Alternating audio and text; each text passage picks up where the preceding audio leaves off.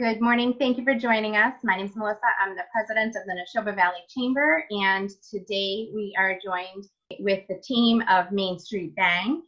And I'm going to introduce Jamie Belmore, who is a member of our board of directors and very involved in the Nashoba Valley Chamber. Thank you, Jamie, for joining us. Thank you, Melissa. The more people that are aware of fraud that's out there, the more they can protect themselves, the better that is for everyone, because as we know at the bank, it's a lot harder to undo fraud that has happened or something that's happened as a result of fraud rather than protect yourself against it in the first place. So we're really happy to share this information with you today.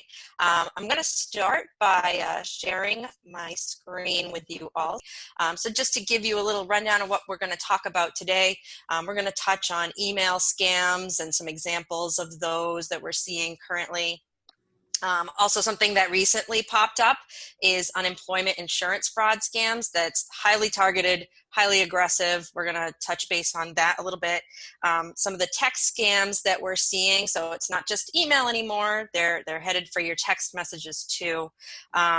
Also going to cover robocalls, like those robots that might call your phone, and just fraudulent phone calls in general. And hitting a little bit on video conference security. I know we're all using it. We're all Zooming everywhere these days, so it's important to have that, video conference security in mind. And then just covering some of the banking best practices that you can implement to protect your finances in any of these instances. So with that, I'm going to turn it over to Renee to talk about some of those email scams that we're seeing. Great. Thank you, Jamie, and thank you everyone for joining today. I'm just going to briefly talk about common email scams and what to look out for and some best practices. So right now, scammers are pursuing different angles related to the coronavirus pandemic to commit identity theft, create chaos, and to ultimately steal people's money. Their main goal for the scammers right now is to gather as much personal information or online credentials as they can. So we all need to be very wary of messages containing links or requests for personal or financial information. And that is as true as it was a year ago. It's just a different time with different scams. So you want to be careful of emails claiming to be from or originating from the Centers for Disease Control and Prevention, or the CDC, or experts saying that they have information about the virus. The CDC, the World Health Organization, they will never send you a personal email or ask you to enter personal information to view safety information. So you should always just visit the CDC or the World Health Organization's websites, or you can even go to, there's coronavirus.gov for the most up-to-date information regarding coronavirus. You also want to ignore any online offers for vaccinations. If you see ads toting prevention, treatment, or cure claims for the coronavirus, ask yourself, has there been a medical breakthrough? Would I be hearing about it for the first time through an ad or a sales pitch? Currently, we know there's no products on the market really proven to treat or prevent coronavirus. So again, ask yourself, does that make sense? When it comes to donations, you really want to do your homework, whether it's through charities or crowdfunding sites. Don't let anyone rush you into making a donation. If someone wants the donations made in cash or by gift card or by wiring money, just don't do it.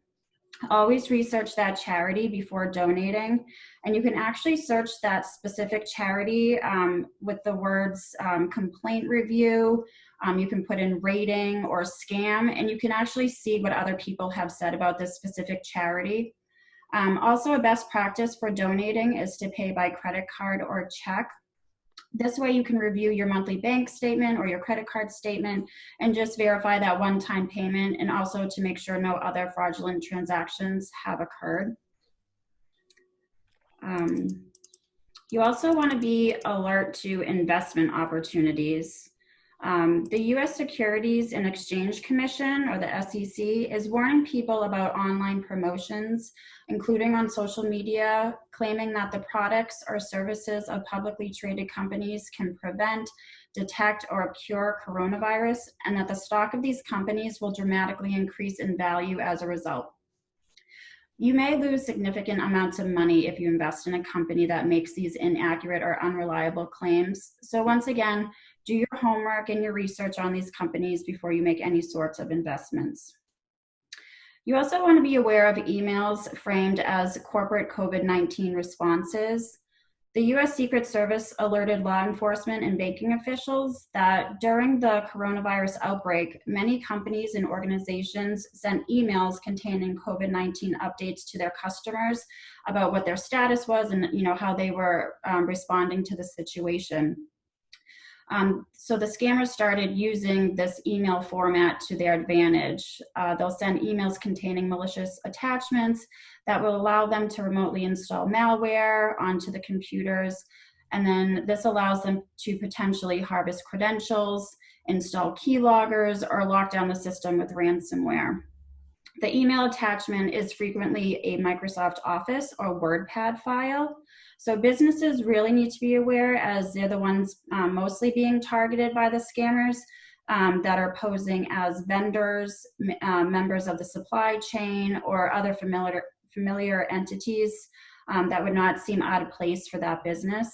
So again, always avoid opening any unknown or unexpected attachment in your email. Then there's emails claiming to be from a hospital that inform the recipient that they may have come in contact with an individual who tested positive for COVID-19. These emails instruct the recipient to download an attached Excel file, complete a form, and then you bring it to the nearest emergency clinic to be tested. The malware may allow the attackers to steal login credentials again for sites that you visited, view any of your documents or folders. They can receive your IP address and possibly steal your cryptocurrency wallet information. So in most instances referenced above, the email signature blocks use the identity of legitimate employees. So keep in mind that typically legitimate COVID-19 response emails have a message only in the body of the email and do not contain attachments.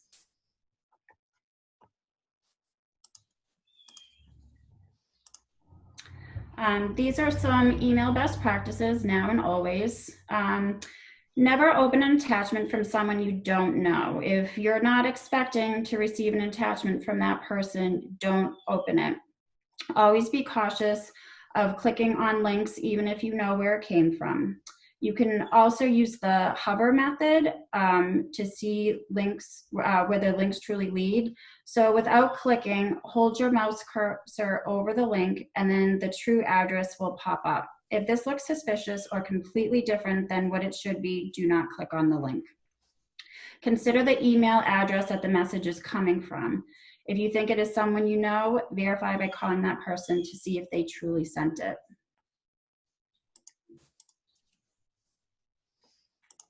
So this is just going to go over what a phishing email looks like. So phishing emails are used by scammers to trick you into giving them your personal information. The emails typically look like they're from a bank, a credit card company, a social networking site, or an online store. So you can see at the top from the address, it's very generic, it's nondescript. The reply to address is different than the sender's address. You can then see on the subject line, it contains an exclamation point, and this is to create a false sense of urgency. Then you see down in the message, the body of the message, it contains poor grammar, there's spelling errors, random capitalization. They ask the receiver to provide private information. Once again, no reputable company will ever do this. Then they also start using commands and threats to get information. You must provide your account below. Failure to validate your webmail quota may result in. And then you have in the closing, there is no contact information for the sender, and it's also very generic. And then you can see down the bottom in the footer, it looks strange. It's in a different language, does not have anything to do with the rest of the message. So once again, all red flags.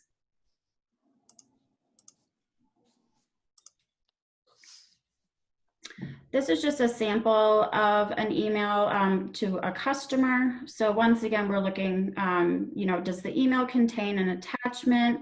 The greeting is very generic. Did it come from a company you're unfamiliar with or have not done business with? And again, the closing is very generic.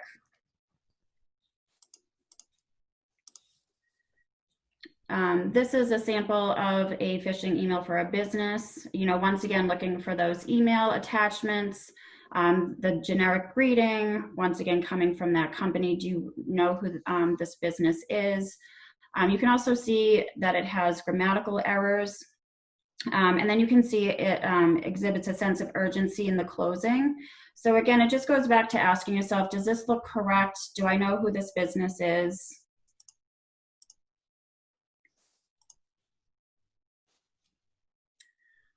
And then I just wanted to, like Jamie had said, there's a huge scam going on right now that is involving the state unemployment insurance program. So the Secret Service has just made all financial institutions aware of this. There's a well-organized Nigerian fraud ring that's been very successful in profiting from the flood of legitimate unemployment claims that have been made nationwide due to the coronavirus-related shutdowns. Roughly 36 million Americans have applied for unemployment in the past 8 weeks, which is resulting in hundreds of millions of dollars, being paid out. And unfortunately, hundreds of millions of dollars have gone to these fraudsters. They are using personal information that they're saying was obtained from previous data breaches. A big one that they keep thinking is the 2017 Equifax breach, but they can buy all this information, unfortunately, on the black market. In addition to using the stolen credentials to fraudulently file for unemployment, the fraudsters were also recruiting what they're called money mules, or people to help transfer the illegally obtained money, so their identities are kept safe, basically. And then typically state unemployment scams aren't always appealing, but with so many Americans applying, it was an easy way for them to just slide in these fraudulent applications. And it was also appealing because of the additional $600 that individuals are receiving on top of their unemployment pay. Washington State, unfortunately, was hit the hardest, but these scams have also targeted North Carolina, Massachusetts is being hit, Rhode Island, Oklahoma, Wyoming, and Florida. So the Secret Service is warning all states to remain on high alert for fraud schemes, as all banks, credit unions, even large national banks are all vulnerable to this scam. And then just to end, if anyone was to, if you receive anything in the mail stating that a claim has been received on your behalf, or if you believe your identity has been stolen, Massachusetts actually has a website and a phone number that you can go to, and you can file a false unemployment claim if you do receive something to that extent. All right, thanks, Renee. So this is Jamie again, and I'm going to talk a little bit about scams via text message. So again, kind of like Renee talked about with email, the text messages are being used to falsely advertise cures or offers for coronavirus testing, right to people's cell phones, and they'll also include links within the texts, very similarly to fraudulent emails with links to collect information. Best practice, again, is to avoid clicking on links in texts that are related to the virus, and you should be checking the actual CDC official website for updates on coronavirus information. So if you visit cdc.gov/coronavirus, you can get the most up-to-date information about the virus rather than clicking on a link via text message. Some of these text scams are also impersonating government agencies. So recently the FCC learned that there was a text scam claiming to be from the FCC Financial Care Center, and they were offering $30,000 in COVID-19 relief. this isn't a real program. There is no FCC program to provide relief funds to consumers. So that text was definitely a phishing attempt to get that person's banking information or other personal information via the text message. The Better Business Bureau is also warning of a text message scam impersonating the U.S. Department of Health and Human Services, informing recipients that they must take a mandatory online COVID-19 test using the included link. Again, threatening them with words like it's mandatory, and then providing a link to a website pretending to be from a government agency. So those are typically red flags that you want to look for from a text message coming to you from a source you don't recognize. These text message hoaxes may claim that the government will order a mandatory national 2-week quarantine or instruct you to go out and stock up on supplies. And sometimes they can even appear to be from a quote unquote next door neighbor telling you, hey, I just heard that the government's ordering a mandatory shutdown and you better go out and get your supplies now while you still can. And then, click on this link to learn more. The National Security Council released that these are fake instances, and FEMA is also tracking any rumors and reminds consumers that they should always be checking a trusted source for any information. So again, going to the government websites directly for information. I know Massachusetts also allows for text message updates, but you can sign up directly through the mass.gov website. So you want to make sure anytime you're getting information, it's coming directly from the official website or source. And then here in the corner, you could see just a sample of one of those types of from your neighbor text messages that someone might receive fraudulently, saying that, the government just released this statement. So it's always just good practice to avoid clicking on links in text messages, especially from people that you don't know, and get your information directly from the source. So I'm going to toss it over to Brian to talk about some of the fraudulent phone calls that are circling around. Thank you, Jamie.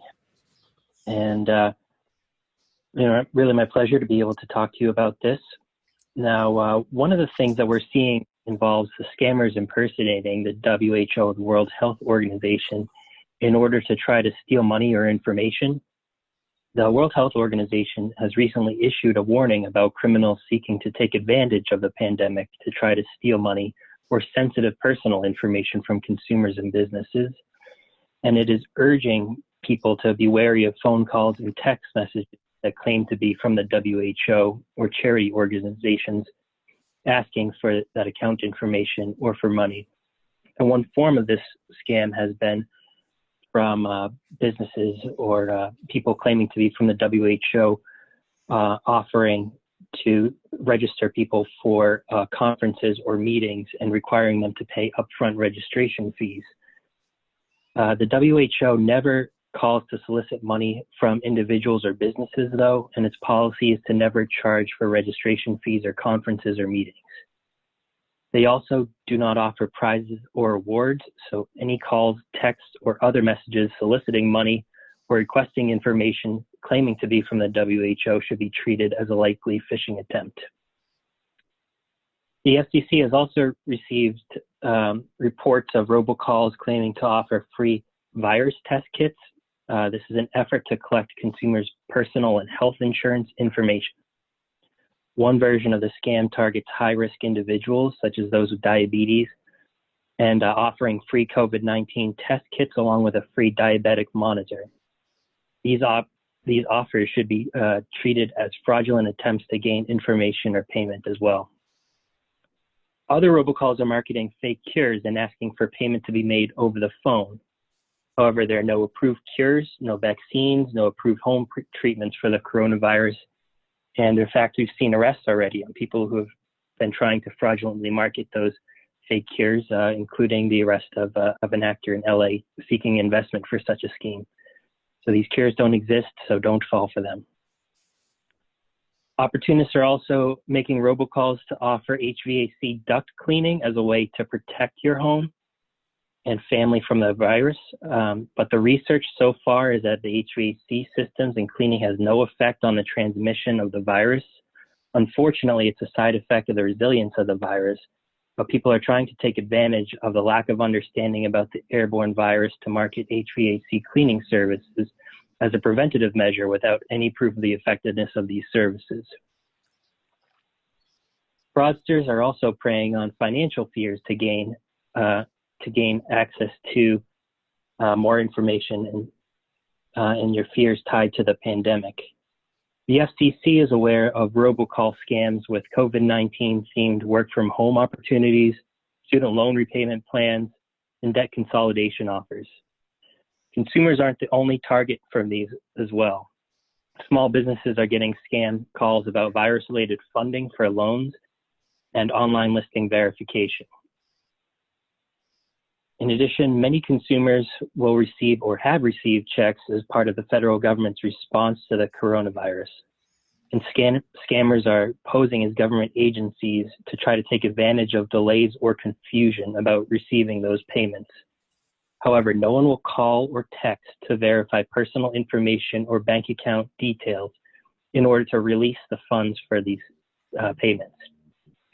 The Treasury Department expects that most people will receive their payment through direct deposit information that the department already has on file from prior tax filings.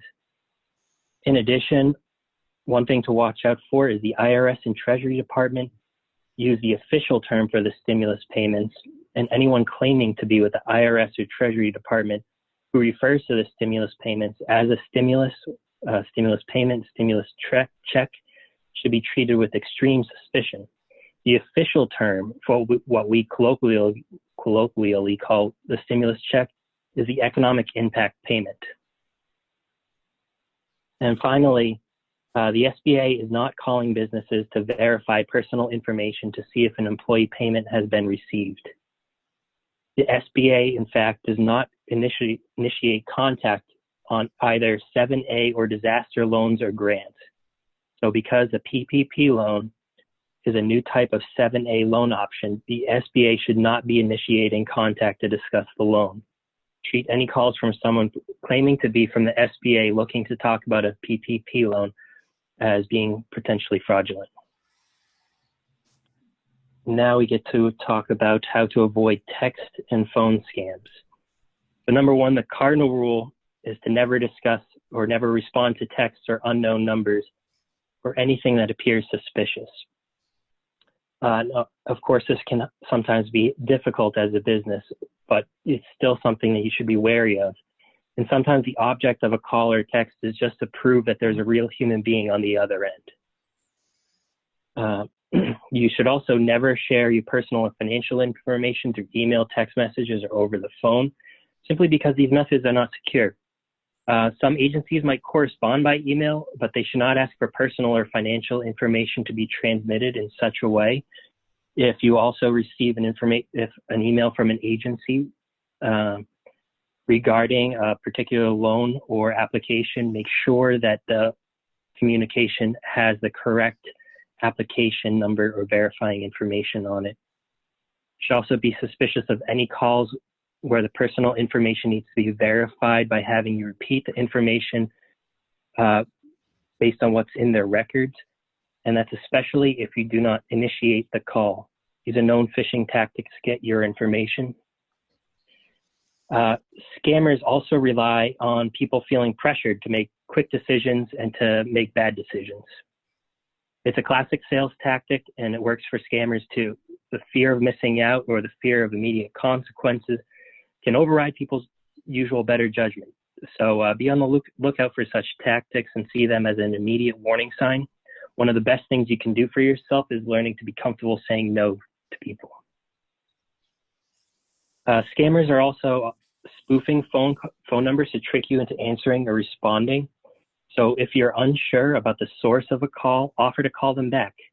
It should be immediately suspicious if a caller does not want you to be initiating the call to the organization and tries to get you to agree on a good time when they can call you back. Text messages can also contain malware and viruses, just like email, Facebook messaging, website links, or other traditional methods. Some people might think that text messages can't contain viruses or malware, but that's just not the case anymore, and texts have caught up with the technology. Finally, always check on the charity before donating. Scammers rely on people's sense of charity and feelings like money is going to a good cause to get them to ignore warning signs or to not be vigilant into looking after them. Always make sure you do your due diligence in checking the legitimacy of the charity before agreeing to donate money. All right, Thank you, Brian. So I'm going to talk a little bit about video conferencing, as that's become something heavily used lately, as we all can attest to right now. And there are certainly some best practices when using these types of tools and software as well, just like with anything else. So, first and foremost, it's important to keep your video conferencing software up to date with any patches or updates, security updates on the software. These companies, I know even Zoom included, are regularly updating their software to make sure that it is as secure as it can be. So it's important to keep your software updated as they do. So that you can account for any vulnerabilities that might come through on older versions. But it's also important to accept updates only directly from the service's website. So not accepting it from an email that you aren't familiar with, instead of accepting an email from Zoom, hey, we're updating our software, click here. The best practice would be to go straight to Zoom's website and update the software right from their official website. This is also true for downloading video conferencing software. You should only download it directly from the service's website or from the platform's app store application. And along with that, you shouldn't be opening unexpected video conference invitations that you didn't sign up for. So hackers are now sending emails mimicking video conferencing invitations to entice you to click on it to join the meeting. These emails have links that download malware onto your computer or whatever device you're using to click on the link. So if you're not expecting a video conference invitation, check with the host separately first.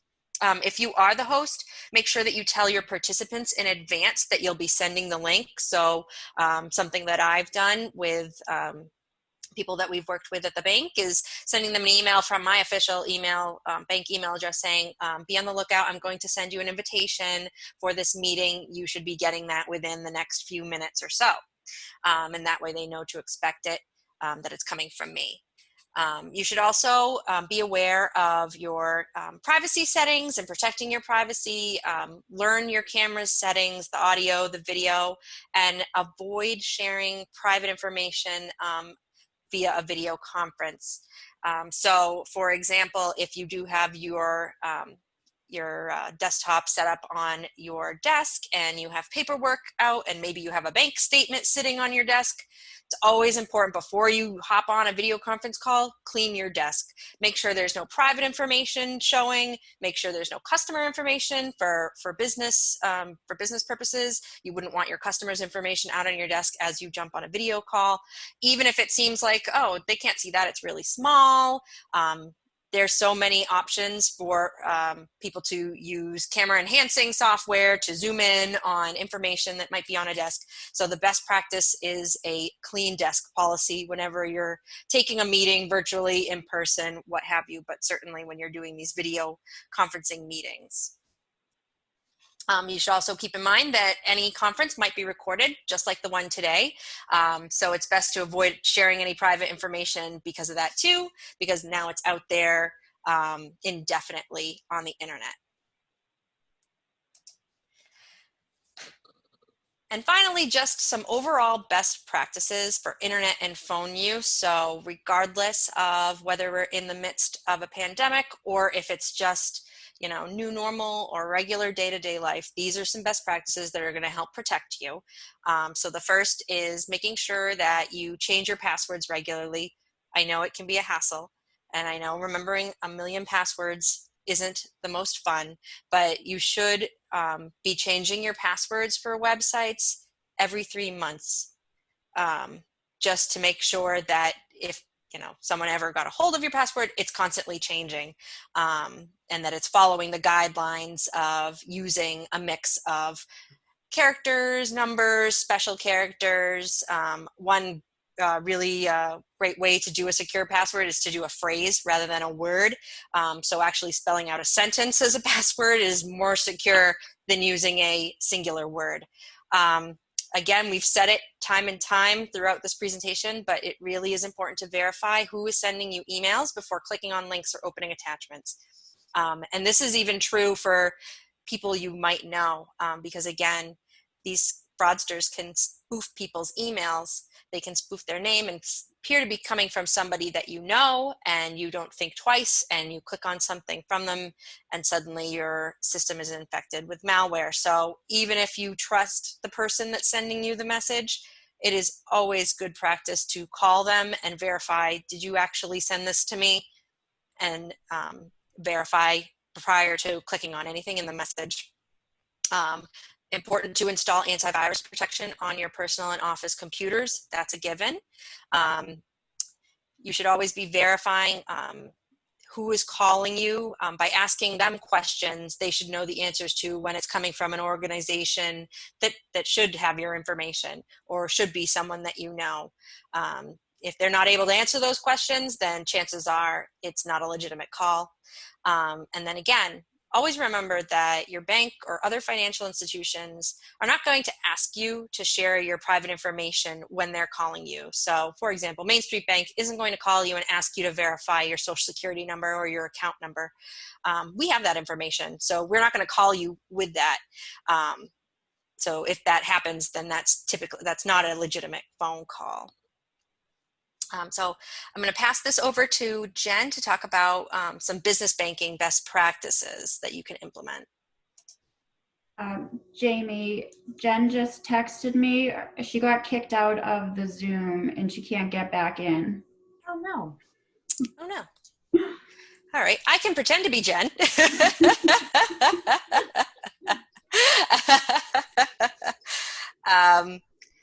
I'm not sure how I can get her back in, but so some best practices for conducting your business's financial services.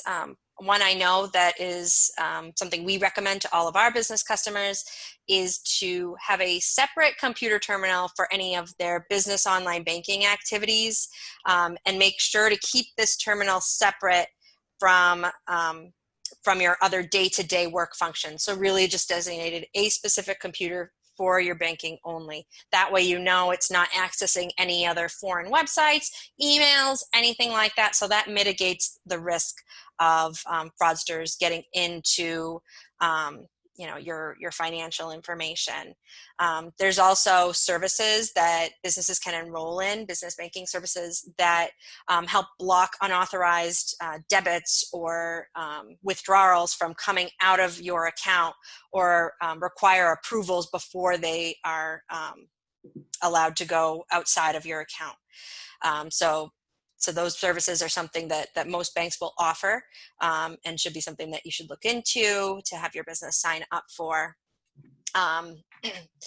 With any business banking accounts, those should be monitored preferably daily for any fraudulent transactions. The window for reporting unauthorized transactions on a business account is a lot shorter than what it is on consumer accounts.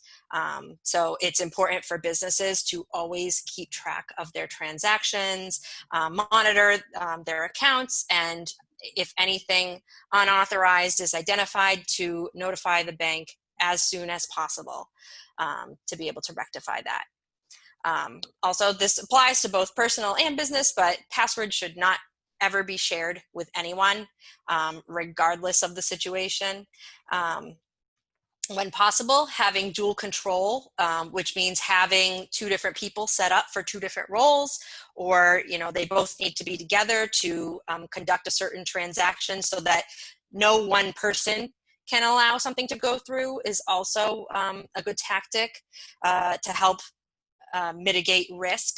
And then setting up alerts on your accounts. You can do this with your personal accounts too, but receiving alerts via email, via text message, whenever any activity happens on your account is one way to, in the moment, see what's happening in those accounts.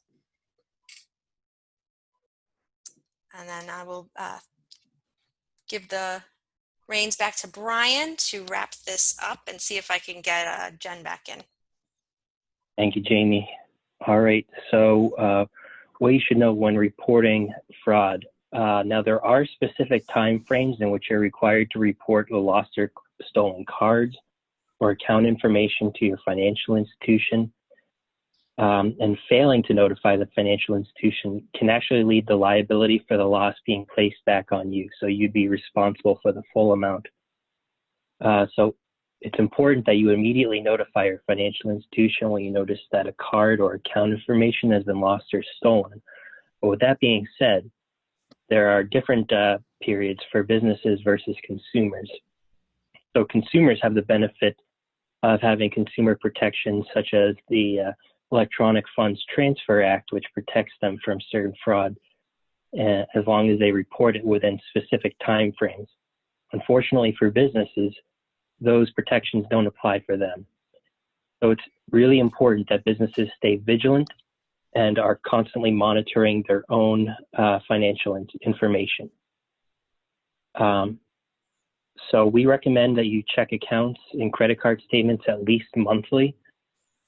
Businesses have a duty to monitor and examine their statements and to notify their financial institution promptly of any potential unauthorized transactions.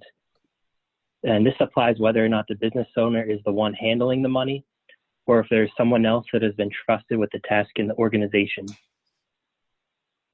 Consumers also have a responsibility to regularly monitor their account activity. However, consumers have a much more leeway in that regard, and businesses, it really can come down to the facts or circumstances surrounding what happened, and so the duty to remain vigilant is always there.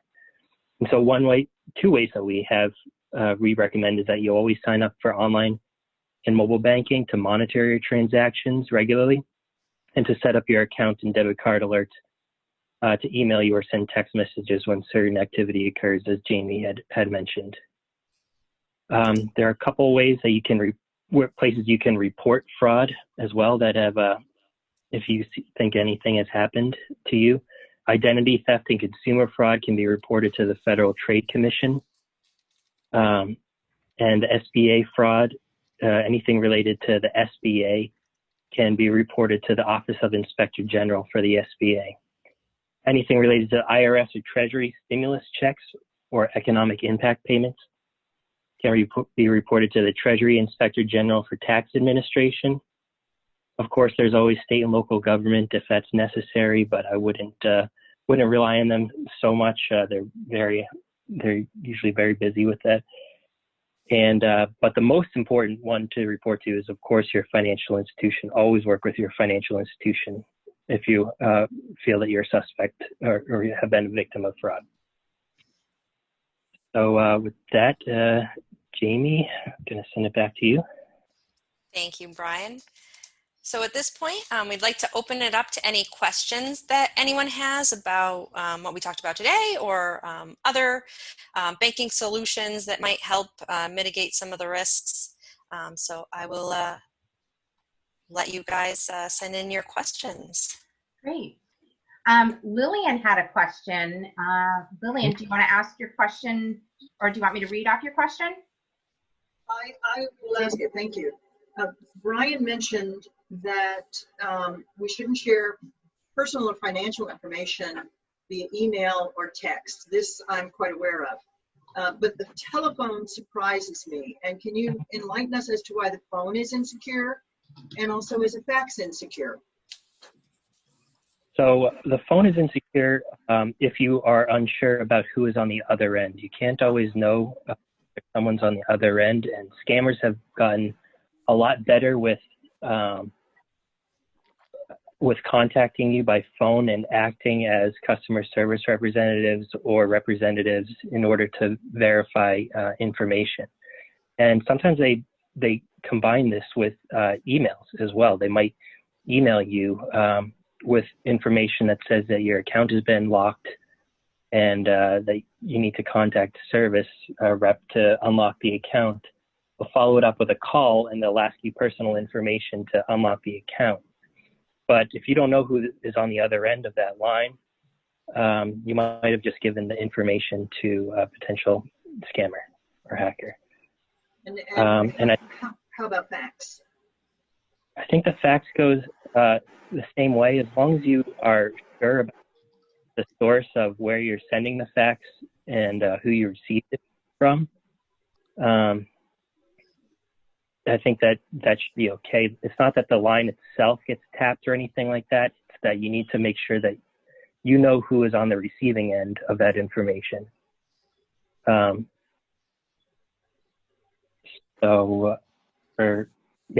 for fax, if you're initiating it to an organization, you might want to follow it up with a call or start it off with a call. Let them know that we will be sending a fax and verifying a fax number. But if you're just sending a fax to a number that you aren't familiar with, then you don't know where that's going. So it's not that those themselves are insecure or can be tapped or hacked into or anything like that. It's that they can be anonymous and you might not know who's on the other end. Thank you. I have a question. What are the most common scams that you're seeing in the industry?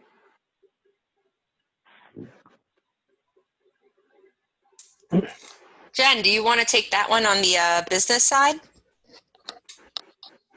Absolutely. Hello. Sorry about that. I lost my connection. Bad timing. I hear Jamie took over for me and did an awesome job. So thank you, Jamie. Sure.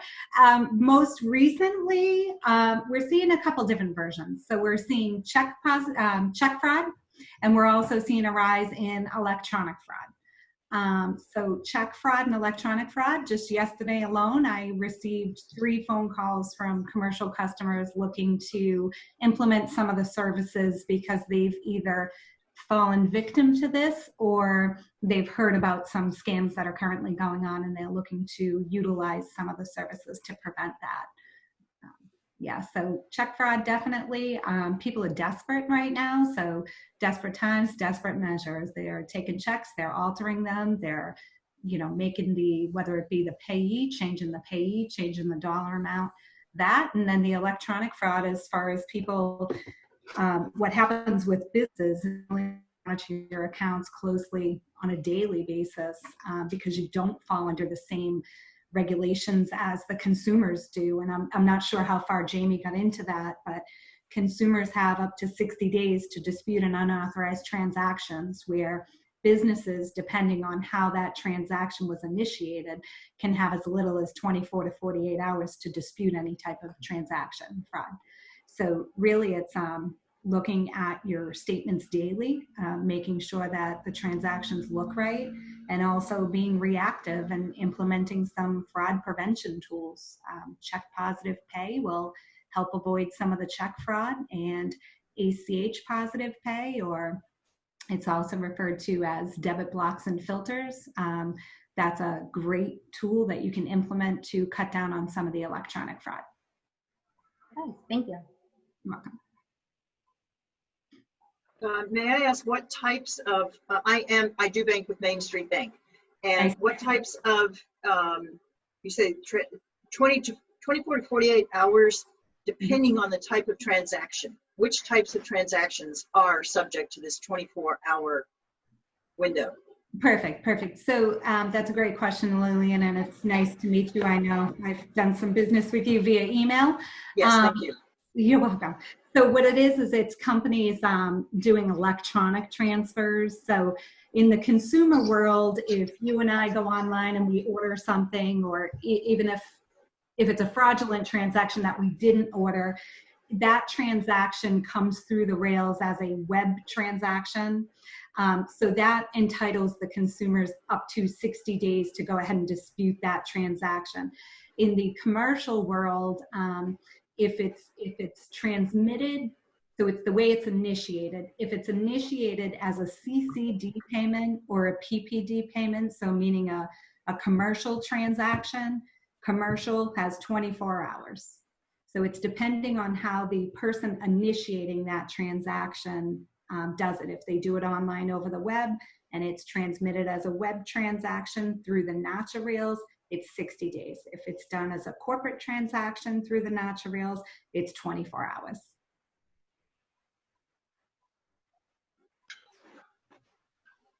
Wire transfers? Wire transfers are, you know, as most of us know on the call, when the money's gone, the money's gone. So wire transfers, that's a great conversation piece, is you've really got to do your due diligence. Like Brian and Renee had mentioned, it's knowing who you're doing business with. Wires, once you send that money out the door, if it's a fraudulent transaction, there's a very high likelihood that the person on the other end is standing at that receiving bank waiting to withdraw the funds. So wires here at Main Street Bank, we offer an additional layer of security, and it's a token. So if by chance a fraudster was able to manipulate your system and do the key logging, and they were able to get your online credentials so they could sign in with your company ID, your user ID, and your password without physically having either your cell phone or the hard token, they can't get the money out the door. So you always want to check with your bank and see what is there. It's called UBA, out-of-band authentication. So ask your bank, what is your out-of-band authentication for wire transfers? But it's also a good point of implementing dual control. So in our online banking, if you initiate outgoing domestic wires, I highly encourage you to put some layer of dual control on there, whether it be 2 approvals or one person sets the transaction up and a secondary person goes in and approves it. Checks and balances. I have a question. Sure. If someone falls victim to email fraud, what steps do they take to rectify it? First off, you want to definitely get off the network, change your passwords. So online banking or really any passwords that you have saved, you're best off going in and changing those passwords. Notifying your bank, notifying your, depending how deep it is, notifying your vendors. We've seen some email fraud where customers' emails have been compromised, and then what happens is it's called spear phishing. They target basically their address book, and they start sending requests out to their vendors and their customers and their contacts in hopes of, you know, all of a sudden I send an email or a fraudster gets my credentials and they send an email off to Jamie. Jamie knows me, might not be as diligent looking at those red flags. So it's a good way. They put a hyperlink in there. To Renee's point, hover over the hyperlink, look at the actual domain and the address of where that's going to before you just assume you're doing business with who you think you are. Anything doesn't look right, doesn't smell right, just pick up the phone and make a phone call. And it's important not to call the phone number that's in the email, but to call the phone number that you typically use. And just to piggyback on that, if this is a really great reason of why you should periodically update your data and you know, do your backups for all your systems in case your computer is hit with malware and, you know, there's nothing that you can do. If you had to buy a new computer, at least you would still have all of your documents and anything that's really important to you to go onto your new computer. Good point. Another question, what is the most important thing that users, personal and business, can do to protect themselves from fraud?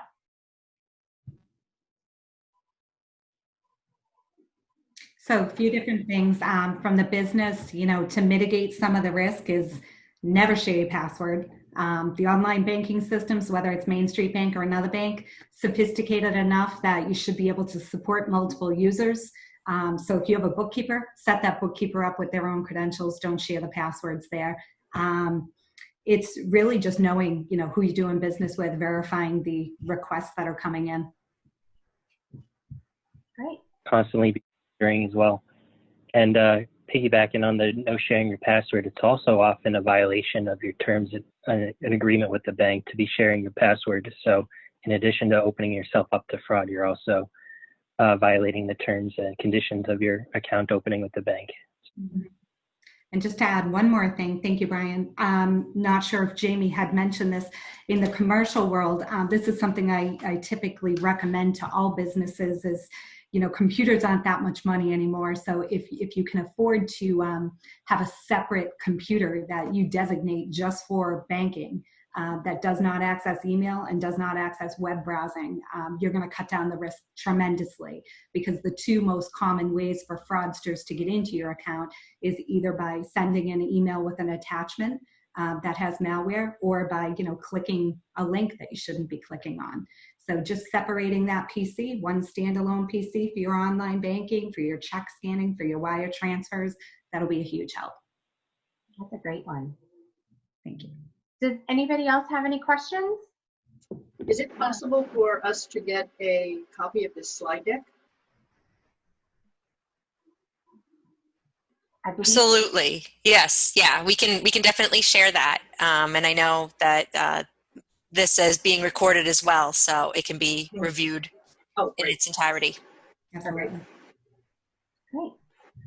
Well, thank you, Main Street Bank team, for joining us today, and to all of our attendees. I neglected to point out one of the most important things that I should always point out. I'm off my game. It's Friday. It's a warm day. My apologies.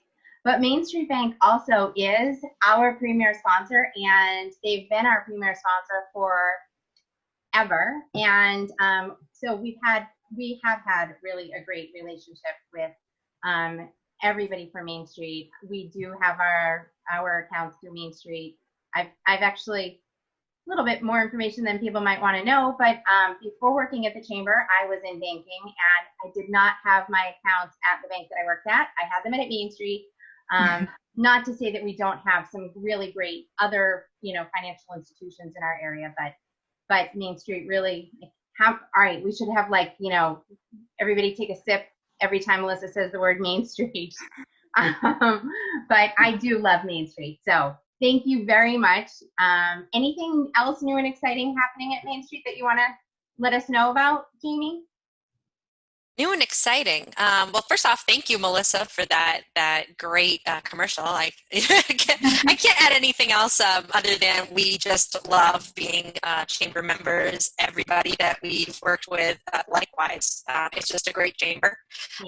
All the businesses in the area are fantastic to work with, and it's a really great community. So we're happy to be the sponsor. I think in terms of kind of next up is really just kind of looking at how can we better serve our customers remotely. Not that we don't love seeing everybody, and that's one of the things that we love about being a local community bank is that one-to-one interaction, but that doesn't necessarily mean we have to do it face-to-face. We can definitely still be there for you one-to-one remotely, and we have a lot of solutions. I know Jen talked about a few of them on the commercial side, but for both consumers and businesses to do your banking without having to go into a branch. I think more and more people are really gravitating and adopting those solutions, and we're happy to help get anybody set up, learn more about them, get comfortable using them so that you can feel safe and secure knowing I can manage my finances and I don't have to worry about